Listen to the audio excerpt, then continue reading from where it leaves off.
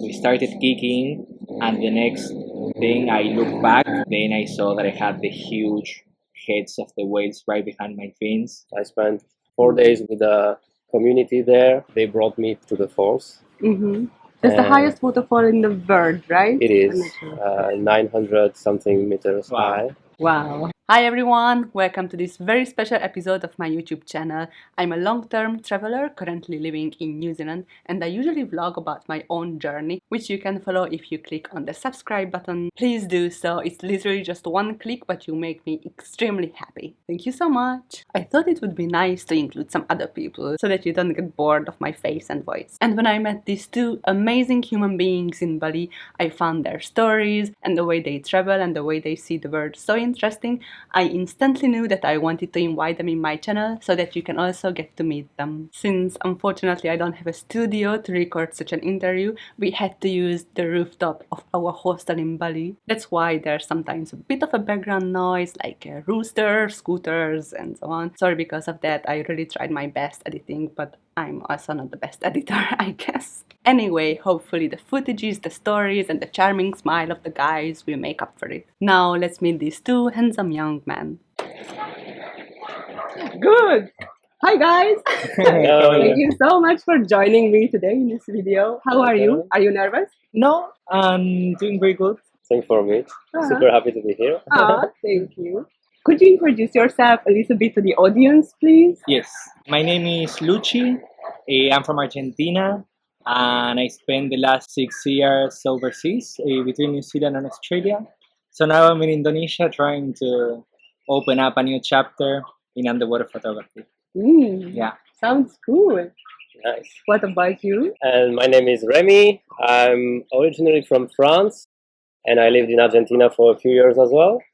And now I've been traveling for 6 years around the world. Sometimes on motorbike, sometimes in a van, and now backpacking in Asia. 6 years, wow! How do you do that? Tell me about that. So actually I work remotely. I'm not a millionaire, so I have to work. I do software development, so I do mobile apps.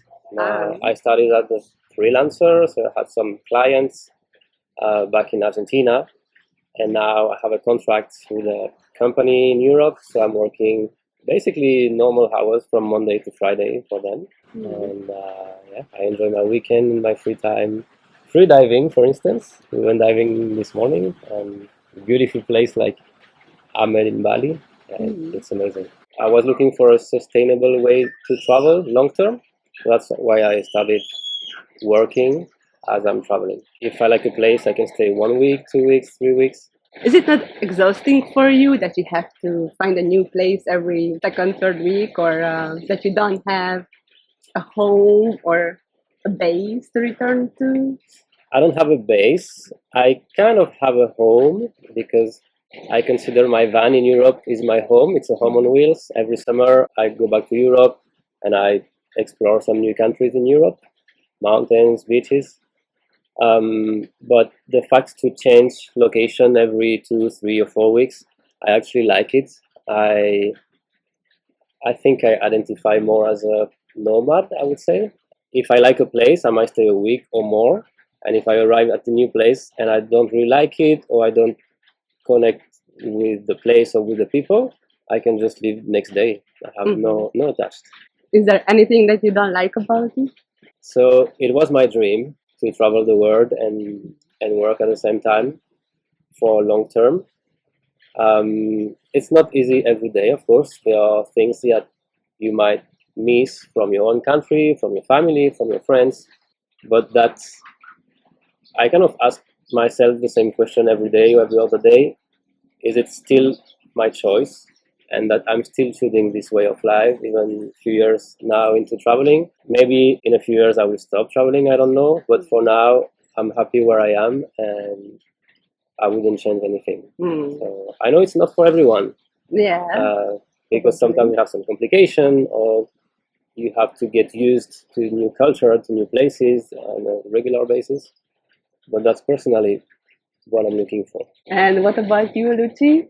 What were you doing in New Zealand and Australia? So I went to New Zealand with the idea of staying just under 1 year.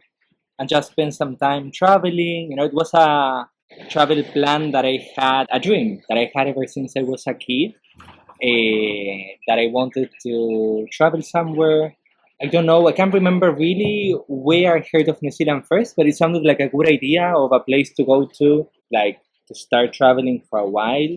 New Zealand offers, of course, working holiday visas for some countries, which is a good means to travel because it allows you to work in the country in the meantime, and it has also a high minimum wage. And then I ended up staying 2.5 years because the pandemic happened. Back then, I didn't have a work visa anymore. I was on a tourist visa. I just committed to traveling for a long time, which was really nice, really, really nice. And then when my visa was coming to an end, and I was also feeling that it was time to move on, Australia seemed to be like the next step to continue traveling. And I did think when I moved to Australia that I wanted to work and try to save because in New Zealand I didn't work much. Then when I went to Australia, I did commit to work. Never, like extremely committed to working alone. I always try to have a good balance of working and enjoying life. I started in Melbourne doing work in a reception in a hostel, which was actually quite nice. I did that in New Zealand. But I also did heaps of other things in Australia. I did a lot of housekeeping. I was working in a remote island called Rottnest Island, famous for its population of cute little marsupials called quokkas. Yeah, the quokkas is like taking selfies with tourists apparently. It's funny because once you're in the island, you end up learning that people like, I think that Dua Lipa was going there. I think Chris Hemsworth. Can't even remember Katy Perry. But it was funny, to have those personalities going there, taking the coca selfies. And it was also the place where I really, really got into freediving. So how did it start? Because I went to the island not knowing that it was such a special marine reserve. Once I got there and I went for a snorkel the first time, I realized that the place was really, really special. It's the southernmost part in Australia where you have a tropical species of corals. The diversity of species and the ecosystem is really, really. And then you decided that you want to become an underwater photographer? I was really keen to see sharks. You went to Australia and wanted to see sharks. Yes, that's not something I often hear from people. Yes, but I think that most people who discover the ocean, I think that for many of them, the perception of sharks changes because, of course, you start learning and you start reading about it and you realize that it's quite different from what we're used to see or believe about sharks. Like the more interactions I had with sharks, the more I realized that it's quite different. Yeah, they are cool animals. Yeah. Then I bumped into a white shark in the water. Depends which sharks. Yes, that was a really scary experience for me then. But that was the moment that I decided, like the next day I bought the camera, the action camera, yes. But then after Rottnest Island, I went for 1 year to a remote town called Exmouth in northwest Australia. And Exmouth is close to the Ningaloo Reef, the longest fringing reef in the world, an amazing, really, really special place. It has populations of local reef mantas. It also sees the biggest migration of southern humpback whales.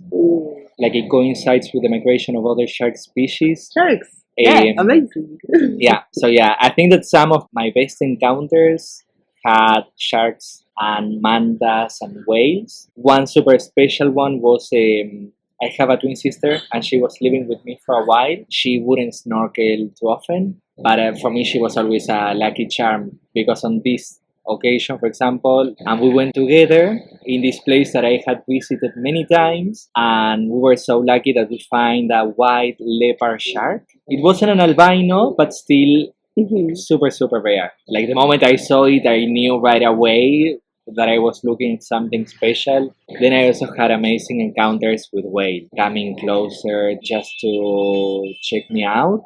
And you were never afraid of the sharks or the whales? It's intimidating, you know. Whales can be really, really huge. One of these times, it was two younger whales, two juveniles that came to me and to check me and my friend. And the visibility wasn't really good there, so we wouldn't see the whales unless they were within 3 meters distance. So they were pretty close. Wow. And they were circling us like over and over and over. And at one point I thought, okay, we had an amazing interaction, time for us to move on. We started kicking, and the next thing I looked back, then I saw that I had the huge heads of the whales right behind my fins.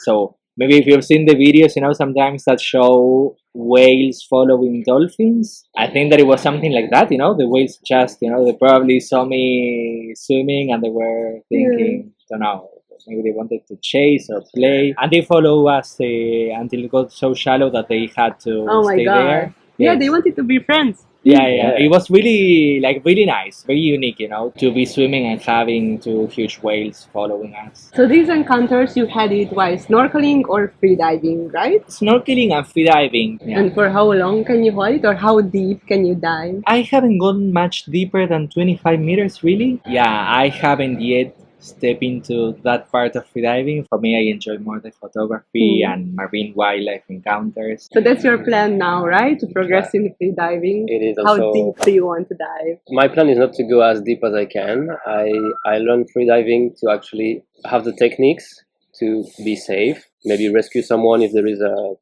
problem, and be able to enjoy marine life, underwater life. Did you count how many countries you visited? 60 something. So, Okay. You're not bad. not bad. Yeah. My plan is not to travel all the countries in the world, and sometimes when I really like a country, I can stay several months there. In Argentina, I stayed 5 years. But also, I like to come to a country for the first time, get an overview of it, maybe travel somewhere else, and then come back to this country to explore deeper or other places or other parts of the country. And I did that, for instance, in Thailand. I went there 4 or 5 times, every time different. In Europe as well, like countries like Italy, I went several times. Cities, countryside, mountains, beaches. Every country actually has a lot to offer. Personally, I don't like to just go to the touristic spots and take the picture and leave. I prefer to try to get a little bit more into the culture. I travel mostly in South America, Central America, Europe, a little bit in Africa, and now Asia, in Oceania. And my next big project will be Africa. Favorite countries, one of them is definitely Venezuela. Oh, South wow. America, yeah. Yeah, that's quite a unique choice. Why? Why was that your favorite? For many reasons. My personal experience that I had there, I was a backpacker. In Venezuela, I met so many lovely people there, mostly local people, because there wasn't many foreigners, to be honest. And they helped me on my journey, and they showed me what a beautiful country they have. Venezuela used to be one of the richest country in South America, and it's now one of the poorest because of a whole political and economical story. I'm not getting into the details now. Wonderful country, probably the best beaches I've seen in the Caribbean region. Beautiful nature. I went to Angel Falls in the middle of the jungle. It was a magical moment. I spent 4 days with a community there. They brought me to the falls. That's the highest waterfall in the world, right? It is 900 something meters high. Wow. Almost 1 kilometer. And it was just after the rainy season, so it was quite a massive one. Yeah. And with no tourists. 2 years ago, I traveled to Brazil, and at some point I arrived in Rio de Janeiro. Beautiful place, touristic places, and especially in Europe, many people are afraid of favelas. And I had a beautiful experience there. Can you also explain just in a few words what a favela is? Because maybe not everyone knows what exactly that is. In South America, there are like big cities, like Buenos Aires, for instance, or Rio de Janeiro is a typical one. And downtown, it's the main city, and if you go up in the mountain, that's where all the favelas. It's just a neighborhood known to be more dangerous. Some of them are dangerous. Some of them have like guns fighting every day. But some of them are just neighborhoods. They are usually typical because they have a specific architecture. They are colorful. It's not very organized. In Rio, I remember people don't pay electricity in the favela because everyone would plug their cable onto someone else's cable, and it's a mess, and you cannot tell which cable is for which house. So they don't pay electricity. It's for free in the favela. And yeah, it's a very dynamic place. There is market, there is people selling stuff in the street, there is music, there is food, there is plenty of people. I met a guy in Rio de Janeiro who was living in a favela, and we became friends over a few days, and I trusted him enough to go to his home neighborhood and visit with him the neighborhood, a favela in South Rio de Janeiro. I did some research by myself before. I asked some other friends if it was safe enough for me to go. Of course, some things are happening there that are not good to view, but most of the people, 99% of the people who live there are normal people, and they're actually very lovely people. I made more friends there inside the favelas, and I decided to stay one night and sleep one night in the favela and party with the people there, and they were just lovely people. I wouldn't recommend to go alone or to go by yourself or to go thinking that nothing's going to happen to you. Of course, you have to do some research before, you have to ask local people, but if you trust them enough, they are just normal people. And I've heard too many times in Europe people saying that these kind of places, favelas in Rio, in South America, are full of dangerous people. It's not true. When I was in Venezuela, I went to Caracas. There is a big favela there called Petare. It's the biggest in South America, actually. It's 14 favelas together. And the same, I met a very good friend, and he took me on his motorbike, showed me how beautiful it's inside and how beautiful are people inside. And as long as you respect the rules there, you will be safe. Actually safer inside the favela than outside. So some favelas, they have their own rules and their own laws, and usually police are not allowed inside the favela. In Caracas, for instance, if someone robs someone else inside the favela, they will be killed. So it's not killed or something will happen to them, but it's not allowed to rob inside the favela. That's why you feel safe. It's a country within a country with its own laws. But my point there is you shouldn't judge a place or a people that you don't know before you go there. Especially when you're traveling and moving places. In Colombia, I was, let's say, in Bogota, and people told me, if you go to Medellin, be careful. Medellin is bad people, dangerous. I went to Medellin, met lovely people. Medellin people told me, don't go to Cali. Cali is caliente, dangerous. I went to Cali, danced there, had amazing time in Cali. In Cali, people told me, don't go to Venezuela. Venezuela, it's at war, it's dangerous. I went there, and it was the best experience. People are afraid of what they don't know. And if you are brave enough to go and make your own experience, you will be surprised. We have to keep in mind, though, that Remi spent several years in Argentina, speaks fluent Spanish, and has become basically a true Latino, which obviously makes things much easier if you want to make friends in South America.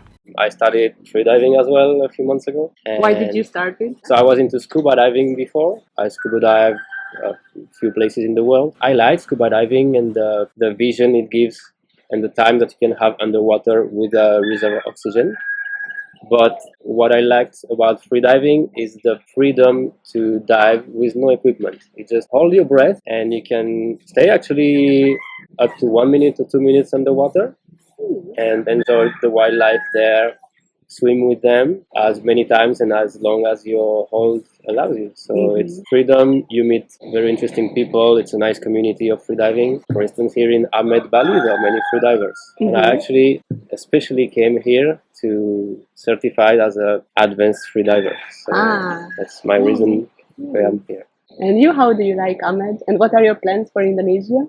I've been here in Amed for 2 weeks now, and I'm starting to enjoying my time here after some adaptation that I went through, because of course it's a different country, different place, very different from my last 6 years. I know that especially Bali nowadays, it's having some problems with the rubbish. That was something that I struggled with in the beginning, but I was also able to see the beauty behind that because it is really very green. Underwater, we had an amazing experience. Like, it's a beautiful reef. Also nice enjoying the food. That's been a really good change from Australia. The food here is really good. You find it better here than in Australia? A lot better, yes. And definitely cheaper. And definitely cheaper, yes. I think that I might stay here in Amed for a while. Maybe go and explore some of the places, like the west coast of Bali, northwest of Bali. I've heard that it's a beautiful place. And everyone are telling me to go to Nusa Penida, so I might do a visit there. And at a later time in the year, probably I'll go to Komodo Island. Yeah, and do diving there. Yeah, sounds good. Yes. Sounds good. Is there anything you would like to add? I would say if you watch this video, maybe you are interested into kind of traveling contents or looking for, I don't know if inspiration, but what I can say is that the first step is always the most difficult to do. And if you want to travel, there are many ways to travel. You start traveling in your own country and you will like it, and then you can travel a bit further. You can travel with a motorbike, with a car, backpacking, public transport, and don't be afraid of what you don't know. Don't listen to people who talk about things that they don't know about. If you start traveling and you make your own opinion or your own vision, it might be completely different from what you've heard or what you've watched in the news. Go see the world by yourself. Thank you.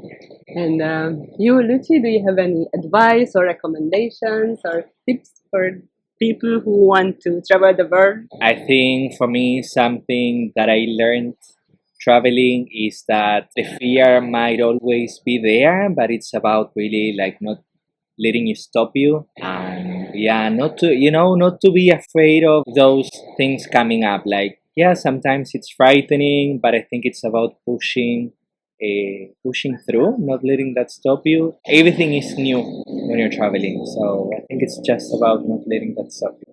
Yeah, thank you so much. I agree. Thank you for having us. Thank you. It was a pleasure. Yeah, I had so much fun with you. Me too, actually. Say hi to the audience, and we wish you good luck on your travels. I hope to see you somewhere again. Yeah, we never know. Yeah. In the water. Tomorrow diving.